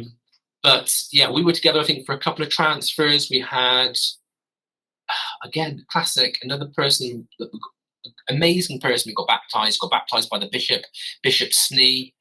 The S.E.M family, fab, love. That ward was great. We had some great families in that ward. We also had one of the mission presidents. He was in that ward, President Keogh. And this guy just never turned up for his confirmation. Just completely ghosted. I think, again, it was always the way as an someone got some kind of anti-Mormon literature exposed to him, and he completely just bailed. But he was such a good guy. Was a real pleasure to teach. Though it was, and it's true, the person that Elder Bockham was talking about, the guy that he was like golden. So I came into the area and they were teaching this golden guy, the one who was really educated, really had that faith group. And I was there when President Frederick had the Charlie horse right in the middle of the prayer, and it was so funny. I've never seen, and also with all my experiences of President Frederick up to this point, and having like had certain interactions over really weird scenarios like emergency moves and things, for him to be so like non-conformist in that environment was hilarious. But yeah, it was really funny. But yeah, so there was some good memories there. We had an amazing zone leader council. So we had Elder Per G. Malm of the 70, who was Swedish as well. Or Danish, one of the Scandinavian countries. He visited and we met with him in the zone leader council. It was great, really, really good. Obviously, keeping in mind that Hammer Time has been going on strong for my mission, which I've never been a fan of. I can remember we had some. So in Dundee, I can remember. Like I had a. It's not a gift. It's not a gift. It's not a talent. I'm not going to say it is. But when I was correcting missionaries, I would never need to shout. I've never shouted. Would never do it. But I was able to bring people to tears by just like making them feel bad with the scriptures, which is awful quality, which I can comfortably say I've not repeated, well, to my knowledge, since. But I can remember we had Elder Day and Elder Whetstone, who were two district leaders in our zone. And I sat in the back of the car and I was like talking to them and teaching them the scriptures, and like Elder Whetstone was just like bawling his eyes out about it, and I felt terrible. Elder Whetstone was so good. Like, so we had such good. One of the things I loved about Bingham was because you had the Lith ward and then the Bingham ward in the same city, and there were like 150 members in each one. It was insane. P days were great because we'd all get together from across the two units. We'd always play. I'd never played volleyball so much, and I loved it. It was so good. We had some proper good volleyball sessions, and it was just so great. We had a really good, camaraderie with the missionaries. We had a great Christmas. We'd organised the zone leaders to secretly collect all of everybody's presents from the mission home. So everyone was under the impression that they were going to not going to get them until after Christmas. And so we arranged to have a Christmas day. So there had been some crazy stuff that had gone on around the time that I came into Dundee Bingham, in the Kirkcaldy ward, where somebody got baptised outside of the kind of permission of the bishop, and it was all done really hush hush, like super okay, not gonna. Heard that story. And as a result, the stake president took all the keys for the buildings from all of the missionaries in the stake. Wow. And so we were in Dudley Bingham, and we went into the area, and when I came into the area, Elder Bockham was dealing with the fallout of this. And so we worked so hard to build a relationship with the ward, and we did. Like, we had such a strong relationship with Bingham Ward, so much so that the bishop gave us his keys, or a copy of the keys, which the stake president wasn't aware of. So on Christmas, we got the use of the building. So we had the whole use of the building, and we got a projector. They'd given us a projector. We set up a projector. We had a whole list of movies that we were playing throughout the day. And then basically all the companionships just used it as a hub to come in and go out in between dinner appointments. And we put on a Christmas breakfast in the morning. So we'd had the Sorensons, I think, were a senior couple we had at the time, along with, the Man-Wearings. The Man-Wearings, I absolutely love the Man-Wearings. I need to try and get in touch with the Man-Wearings. They were in, I think he was on the branch presidency of a ward they didn't have missionaries. Montrose ward. That's right. They did a Thanksgiving dinner for us. And I think one of the other sets of missionaries, my first Thanksgiving dinner that's been properly made by Americans, and it was amazing. But yeah, so the Sorensons and the Man-Wearings put on this Christmas breakfast for everybody, and then everybody went off and had dinners and came back. We just had it was such a lovely experience. Like, people do, I think people say that sometimes your best Christmases are your Christmases on your mission. It's probably not true now. I have children and things like that. So people say a lot of the best of years. I'm like, please, people, calm down. But it was phenomenal experiences. That was a great Christmas, probably the best Christmas of the mission. So anyways, we built a relationship, had a really good time. So that was when I was down with Burnett, that Christmas thing happened, I think it was. So we have this, so jumping back, sorry, going all over the place. So at this conference with out of Mom, we then had a session with President Frederick with all the zoning accounts, with all the zoners, and in it, he basically told us we need to stop doing hammer time. Now, he never got involved in hammer time. It was really interesting. Another really interesting principle I learned from President Frederick was just because you can change something doesn't mean you should change something. And he clearly didn't agree with hammer time, but he allowed people, it's that space of growth, and I think there was some real wisdom in that. And he basically told us, he said, you need to lead by love. You need to lead with love. And I'm there going, yes, that's great, that's great. And then he also said, you also need to be setting the example in your areas. He says, if you're not the best area in your zone, then why are you the zone leaders? Might as well just call some of the zone leaders. And then I remember him leaving the room, and then literally everyone, it felt like, freaked out. They were like, oh, we're not going to be zone leaders anymore. And, everyone was freaking out. And I can remember sitting there with Adam Burnett, and I was like, it was Adam Burnett or the Bock, I can't remember who it was I was with. And I was like, I'm like, give me another responsibility. I'm more than happy. I was like, and I can remember going to the next interviews with President Frederick. I said, President Frederick, if you want to put me somewhere else, please, just go for it. It's like, that's fine, Adam Patel, I've got something in mind. So the next transfer, I'm still assigned as a zone leader, but I go to Aberdeen, Bridge of Dong, and I'm with Elder Gardner. Now, we had 3 Elder Gardeners in the mission, and I can't for the life of me remember his first name, but it wasn't the ginger Elder Gardner. But yeah, so but I think it was Elder Stephen Gardner, I think. And you know what? I wasn't expecting to get on with him so well as I did. He was such a good guy. I really, really enjoyed being with him. But I was only with him for one transfer. It's funny, one person I see on Facebook all the time who's still, who was an amazing member then. I wish I'd been around to get to know more of the members better over the time period. Can't remember her name, but she was an American sister, Her husband's non-member.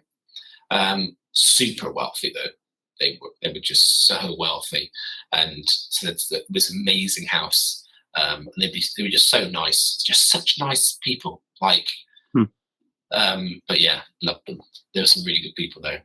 So I was there 6 weeks, and then I was assigned as a district leader to my last 6 months. And my last 6 months, so considering that I've had such short, I think the most I've ever been in an area was 2 transfers. I was then spent my last 6 months in Irvine ward, back in the Paisley state. So I've been across all 5 states now. Wow. And I was assigned to hopefully you've been keeping track of the number of companions. What number are we at now? Or being there? 1, 2, 3, 4, 5, 6, 7, 8, 9, 10, 11, 12. This would be 13. Okay, so I had 2 companions now. But one of them was Elder Hamlin. So I'm back with Elder Hamlin, okay? Sadly, Elder Hamlin had an experience in his mission, I think, with a companion who just didn't follow the rules. And the way that Elder Hamlin's mind worked, he saw this person breaking the rules and there being no consequences. And so it lost kind of all his kind of concept of just what's the point. So sadly, Elder Hamlin had no desire to do anything work-wise. He was great with members, and I got on really well with, like, we were good friends. But he had gone through companions like wildfire. He would get into fights with them, you know, like fist fights and everything. And so basically, this was the assignment President Frederick wanted me to have, was to be with Elder Hamlin for the rest of my mission. And he did say to me that, you know, your objective is to keep him, help him finish his mission. Doesn't matter about anything else. So we were with Elder. So I was with Elder Hamlin, and we were with Elder. What's wrong with my brain? Like, I literally read his posts every day from Alaska. Elder. I actually feel guilty now not knowing his name. I'm so sorry. Hopefully it'll come back to me. If not, this is why I needed to have that cross stitch with me. But yeah, with Elder Hamlin and with Elder Alaska. And he was much younger and honestly just so full of hope. It was like the antithesis of Elder Hamlin. And he was just so positive and so, I think his name begins with an H. No. I can just see if I can. Please be like one of the first posts on Facebook.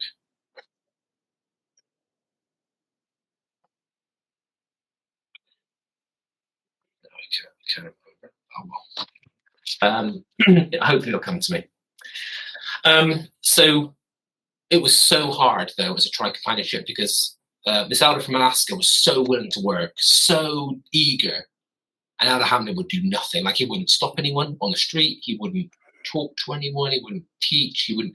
Like, one experience I had is I lost it with him, and we were doing weekly planning session, and we sat down, and obviously, you know, everyone's got mixed feelings about weekly planning session.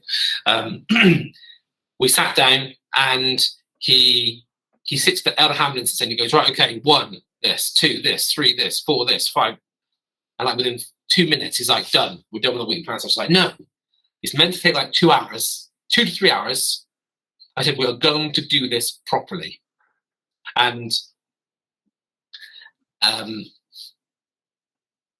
he just basically storms off and goes and sits in the other room. It's also only a 2-man flat, so he's like, I've got the bed, the elder from Alaska's got the bed, and he's like volunteered to have the floor. Like, he's selfless, he's a really nice guy. And so that day we decided to kind of head off, and we went off and we left him at home. I decided, you know, I don't care. I said, we're going to go out and we're going to teach. And we like found somebody to teach. You know, it was really, you know, finding something on the street was a really powerful experience. It's really good for Elder from Alaska. I'm just hoping the name just drops in as I say it. And that night, we'll all go to bed, and as I'm just about to go to sleep, I notice that Elder Hamlin like picks up his mattress and just drags it out and goes and sleeps in the lounge.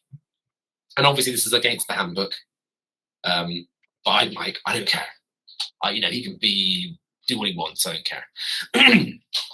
Next morning, I'm doing district leader like some kind of district leader prep, and he comes up to me and he whispers in my ear, "Do you want to know why I didn't sleep in the bedroom last night?" And I was like, "Don't care. So if you want to tell me, go for it. I don't really care." And he goes, "Well, I started having psychotic thoughts of murdering you in your sleep." Oh my gosh. I was like, okay. I just really chill. And I called the zone. I'm like, I should probably let the zone leaders know about this just in case, And I'm like, I'm just making you aware about this. I said, well, I'm fine. I'm fine about it because I haven't got a problem. And I just want to let you know, just in case. And they just like laugh it off. They just find it hilarious. Like, oh yeah, they want to go and tell the assistants to the president. And they're all just like having a proper laugh because the problem is that no one can really deal with this missionary, like without a Hamlin. He's so like difficult with people. And I think he scared a lot of them, to be honest. But honestly, he was just such a good guy. I mean, as I was looking through some of my, I just found a postcard here from Elder Hamlin, actually, that I got for my 21st birthday. And, or I say a postcard, I think he just gave me this, actually. It must have been on the mission. But he just said, he acknowledges a lot of things. He just says that everything we did and working together was really helpful and really valuable for him. And it was definitely one of those experiences where I knew that that's where I needed to be. And again, it's kind of going back to those situations where I think I had a lot of experiences on a mission that were non-standard. One of the other experiences with Elder Hamlin was I knew Elder Hamlin by this point. We were only just the two of us now. And so the elder from the last group kind of moved on. And I mentioned to, and he'd been in the area longer than I had. So when I came in, he'd already been in the area longer. So I remember approaching the Bishop Billy Govans at the time.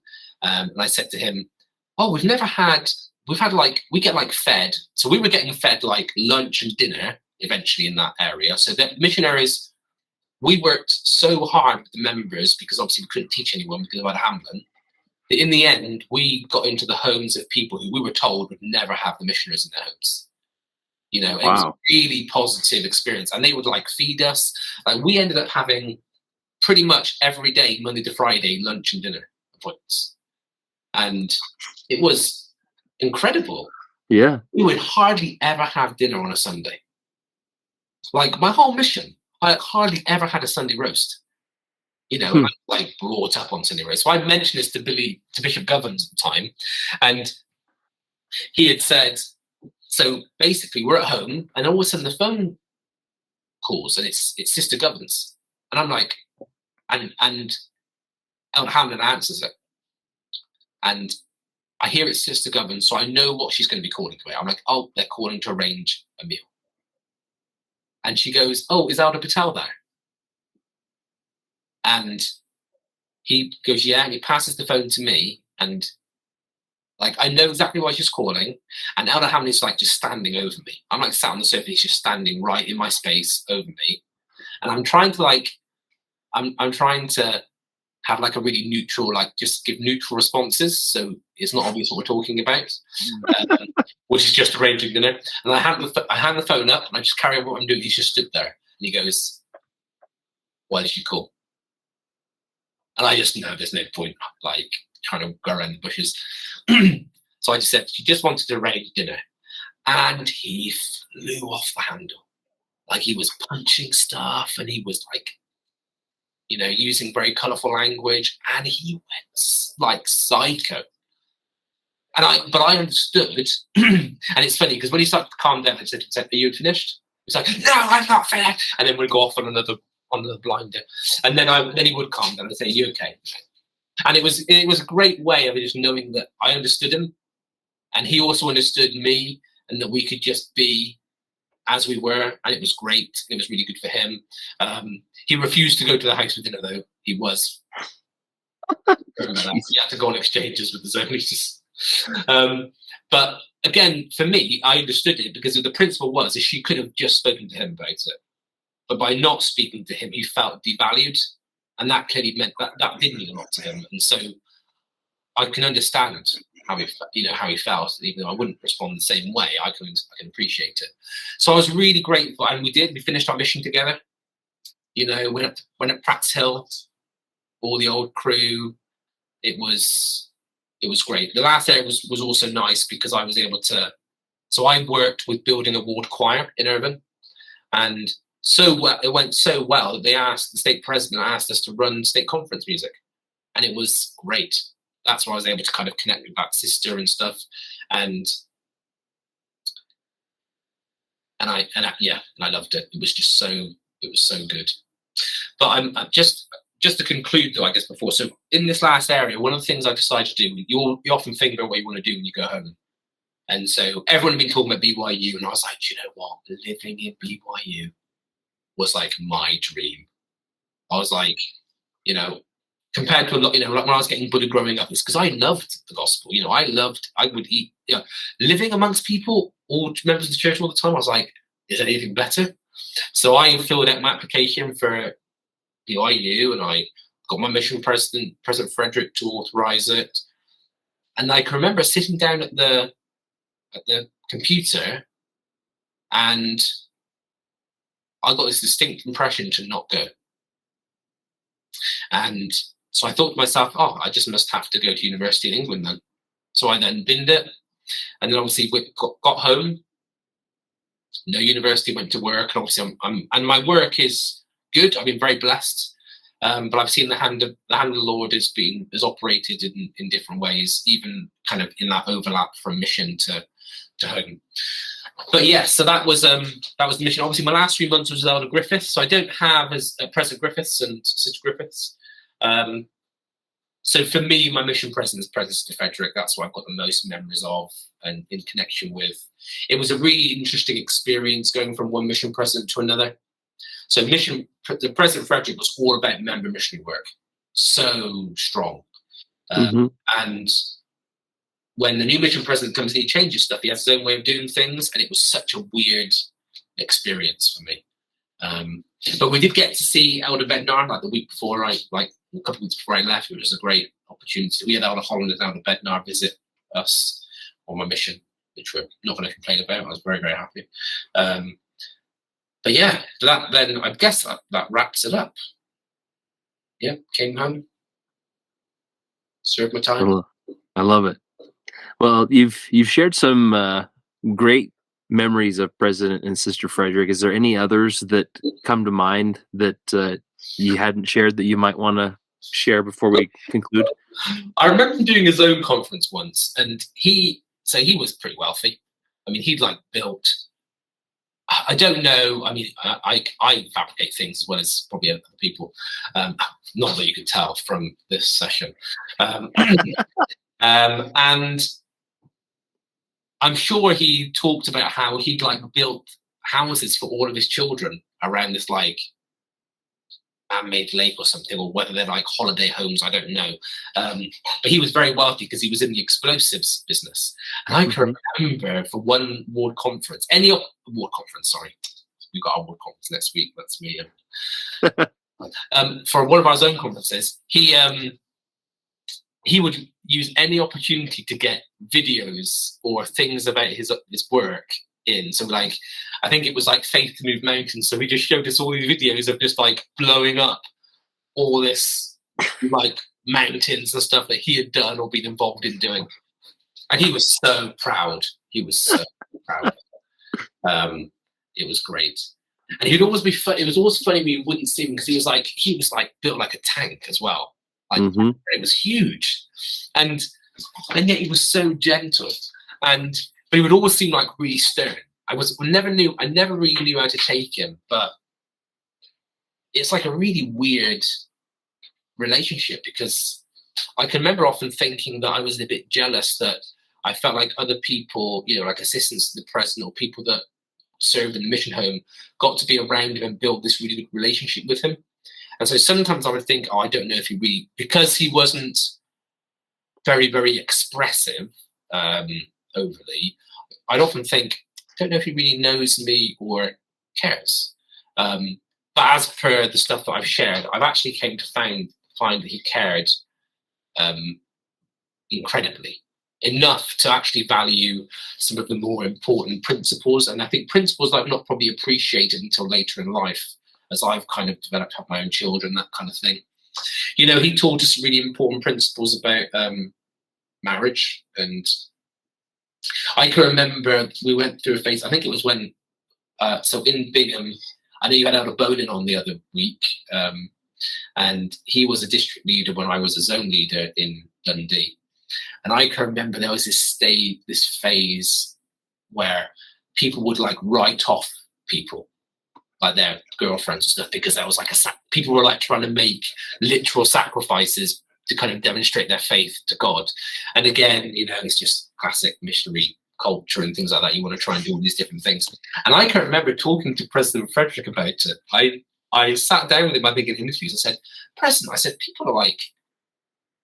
people are talking about like writing off their girlfriends and things like that. Because, to be clear, I had no one. Okay, I was just as unsuccessful on my mission as I was prior to, post my mission and prior. And he basically talked and said, if you do anything, he said, if someone does anything to damage your chances of being with the right person, he says, you're an absolute idiot. And it was really interesting that he had such a good perspective. He wasn't just blinded by just do the work. He had a really broad perspective of things.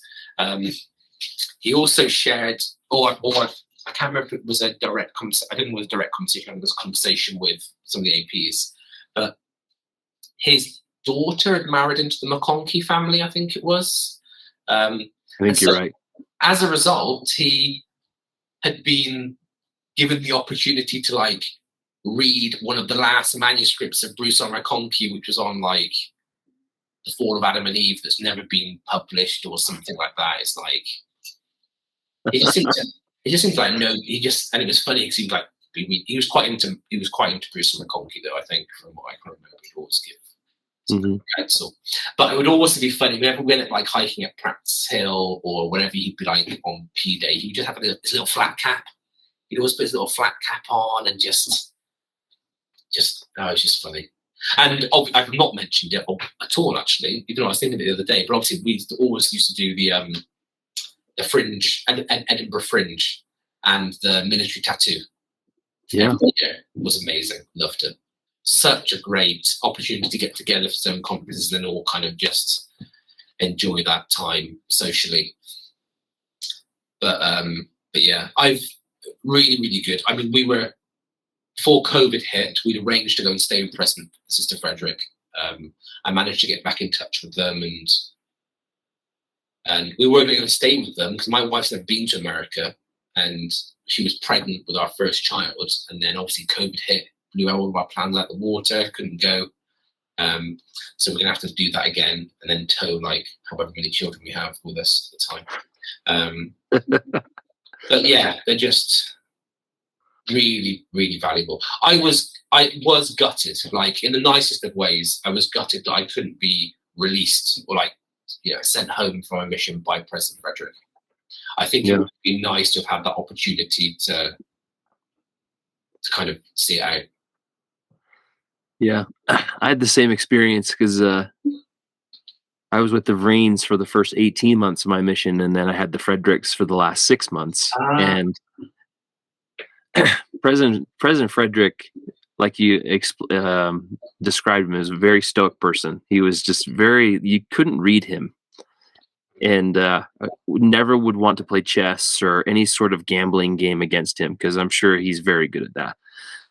But my experience with him was that of learning how much he trusted me.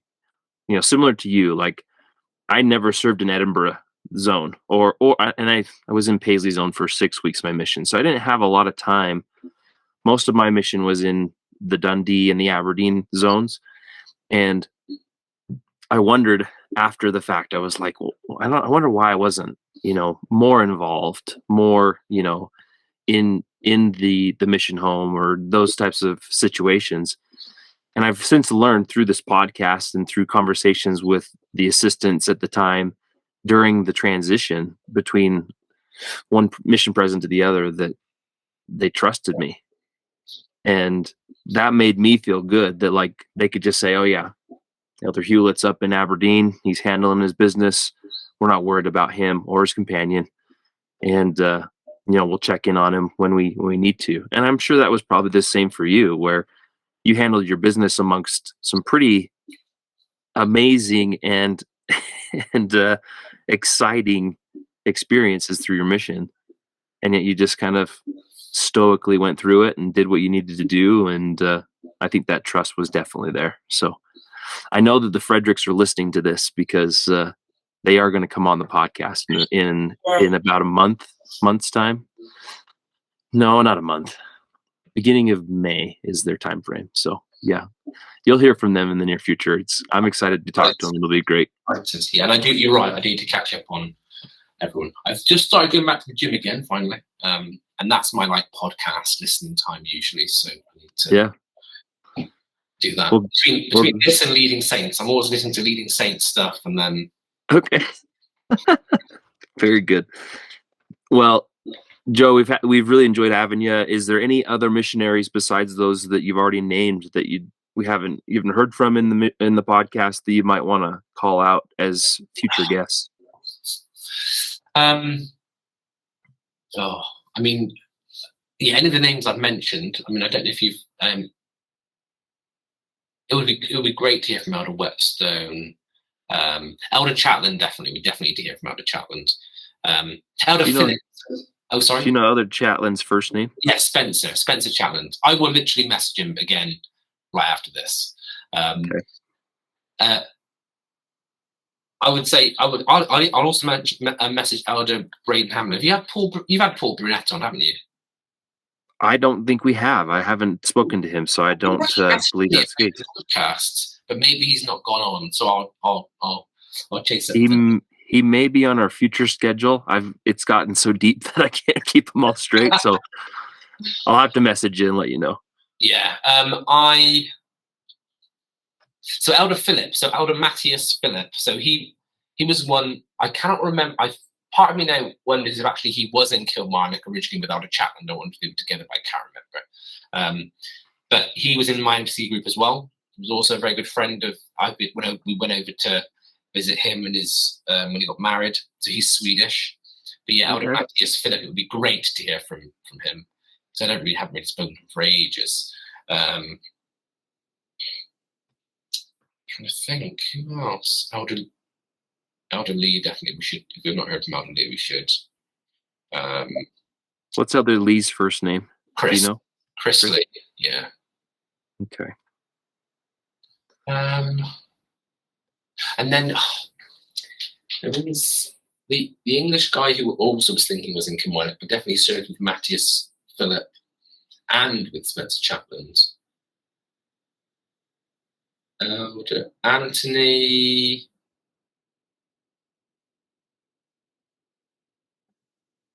Is it Stoddard? No. Oh, have you had Van Leuven on? Have you had Justin Van Leuven? He hasn't returned my messages yet, so maybe you send him a message and say, "Hey, you should come on the podcast." I didn't ever. One of the highlight experiences of our mission as well, which I forgot about. I know Christian Lucas would have talked about this. Was when we did our and Zach Clark. So I have listened to a few things. I have actually listened to more than I should give credit for. Loved Zach Clark and when he was with Elder Marcone, I think it was. Yeah, Alberto. We've had him on too. Yeah, so when we did the music at Christmas, we did the group together. So it was Andrea Holmquist, Sister Holmquist, and Sister Wellington, Elder Clark, Elder Marconi, myself, Elder Lucas. There was also Elder Postak, I think, and Elder Gustafson, and Elder Van Leuven. But yeah, doing that at Christmas and going around different wards, doing our kind of Christmas production. I mean, I've reused some of that music so many times with choirs and stuff since. But it was because I did that right at the beginning of my mission. So that got me opportunity to go into Glasgow when I was in Cumbernauld, which was a great change. But it was such a great start to the mission from a musical perspective. I've had great opportunity to use music on my mission. And it really helped me connect with people. But also it helped me really connect with other elders and sisters. And then obviously Elder Lucas, he was my zone leader at the time, and obviously with the AP, I've been involved with Elder Lucas. We performed in the Lamb of God a couple of times here in the UK, and done other musical productions and stuff. So I have a lot of time for Elder Lucas, for Christian. I think he's a fantastic guy. So yeah, I think, just been so many good memories. I honestly loved it. I absolutely loved my mission. Yeah. Couldn't fault it. I love it. Well, I know you are a busy man, but we do love referrals. So as we get this out here in the next week or two, I'll certainly let you know, and then you can share it and get it in front of as many people. And I mean, everyone that's listening already knows that our call is to anyone and everyone who served in the Scotland Edinburgh Mission. There will be a breaking point when we transition to the Scotland Ireland mission, which is in the works right now. And I've got plenty of people in my ward who were S.E.M missionaries. So yeah, I mean, ultimately, we'll allow you to introduce them to that and that iteration. That will be announced here within the next month officially, but we're working on it just because for those of us who served entirely in Scotland, to have some in Scotland and Ireland, it would just be a little bit of a different type of a conversation. So we have some missionaries who saw that transition take place that will have a say in being the hosts of that podcast, which will be great. So, but in any case, thank you so much for giving the time that you have to us tonight. We've really enjoyed it, and I'm sure that those listening have enjoyed every minute of it. And just know that we love you. We're grateful that we have you as our brother in Scotland, and we're just looking forward to more communication in the future. Just keep us in touch, and we're happy to help any way we can to connect those that are on our list that we've got here that we haven't yet talked to. So we'll look forward to catching up more in the future. So I'll let you go for now, but thanks again, Joe. We love you. Thanks, Zach. It's been a pleasure. All right, then. Cheerio, mate.